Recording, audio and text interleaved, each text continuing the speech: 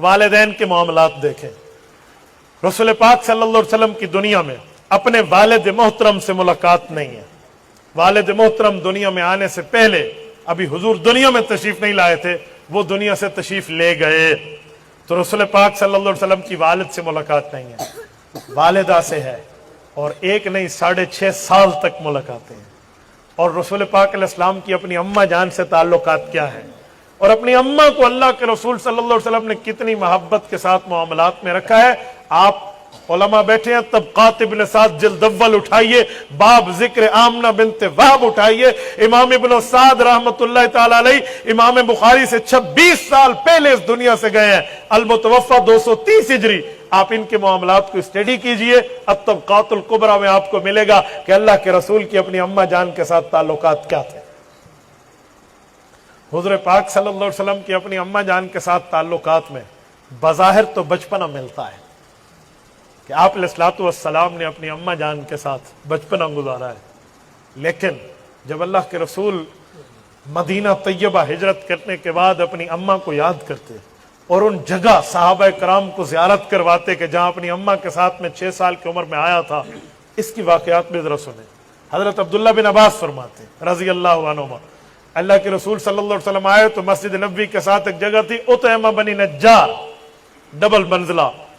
उस जगह पे आकर अल्लाह के रसूल ने फरमाया, इधर एक परिंदा बैठा होता था, नुतय्यिरु ताइरा औ काला उतय्यिरु ताइरा मा उनैसा मिन अक़वाली। फरमाया मेरी मामों की बेटी उनैसा मेरे साथ होती, हम बचपन में यहाँ परिंदे को उड़ाया और बैठाया करते थे। यहाँ पे हुजूर पाक को याद आया कि मैंने अपनी अम्मा के साथ दिन कैसे गुजारे। ये हिजरत के बाद की बात है और रसूलुल्लाह की उम्र 6 साल है जब अम्मा के साथ आए। तो फिर वो बातें शुरू फरमाई कि मैं जब अम्मा जी के साथ आया, यहाँ आया, ये उतैमा था, बनी नज्जार का था, यहाँ पर एक तालाब होता था, मेरी अम्मा जान ने मुझे तैराकी करने के लिए वहाँ भेजा और मैं वहाँ खूब तैराकी कर कर आया। मैं एक बात सोचता था कि तैराकी सुन्नत है, तो हुज़ूर अलैहि सलाम ने कहाँ तैराकी की है? मक्का में तो पानी नहीं है, बेवादिन गैर ज़ी ज़र।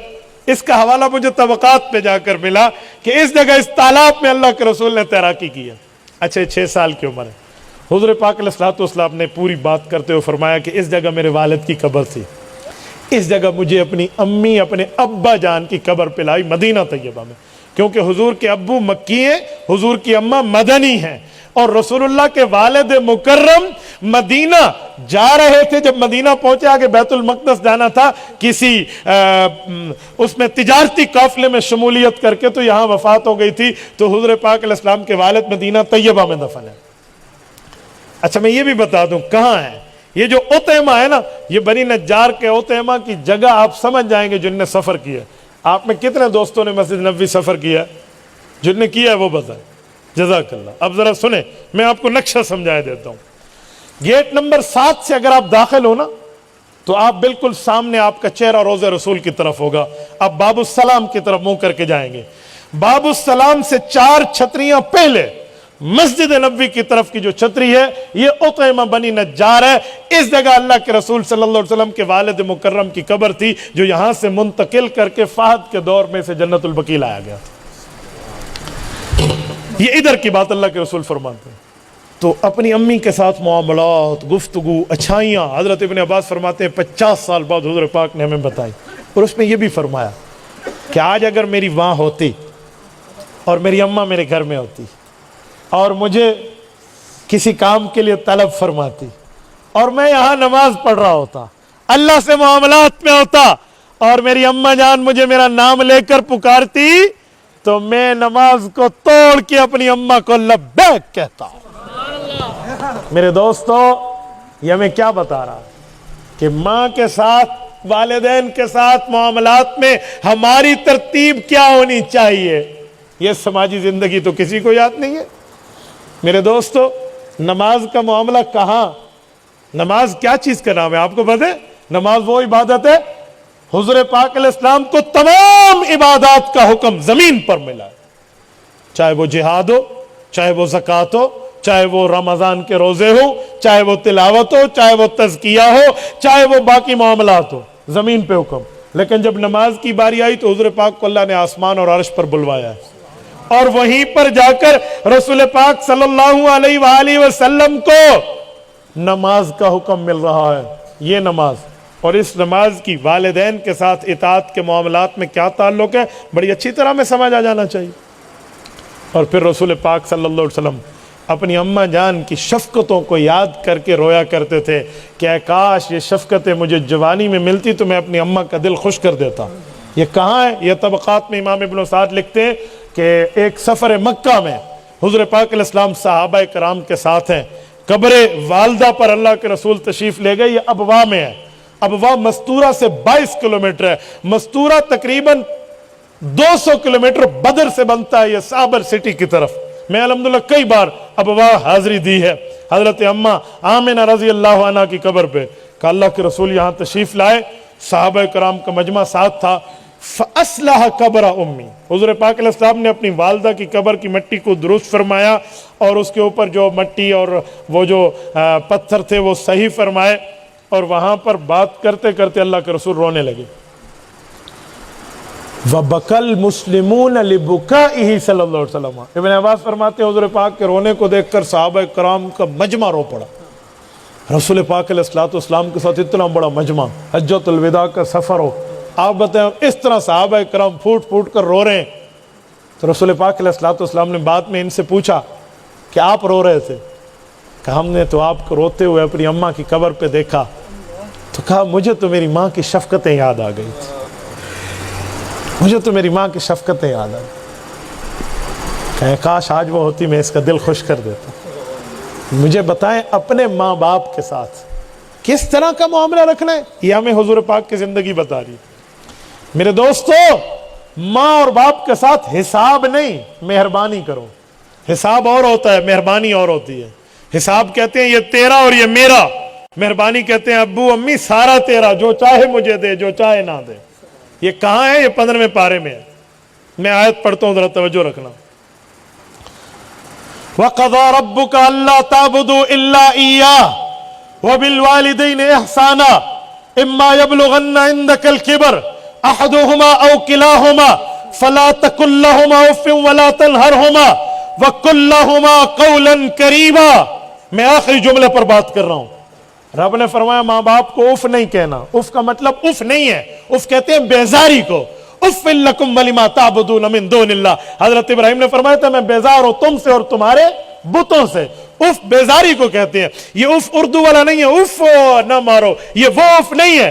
اس اف کا معنی بیزاری ہے، اس اف کا معنی لا تعلقی ہے، اس اف کا معنی کٹ آف ہے، اس اف کا معنی سوشل بائیکاٹ ہے، اس اف کا معنی ماں باپ کا دل دکھانا ہے. کہا یوں نہ کرو.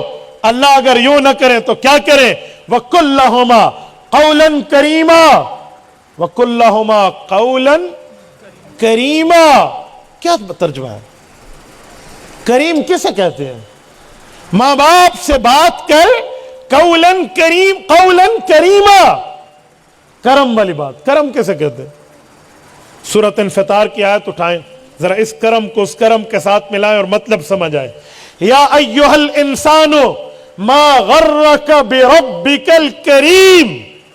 اوے بندے تجھے کس نے دھوکے میں ڈالا؟ تیرا رب بڑا کریم ہے. علماء اس کی شرح میں فرماتے ہیں کرم کا معنی یہاں کیا ہے؟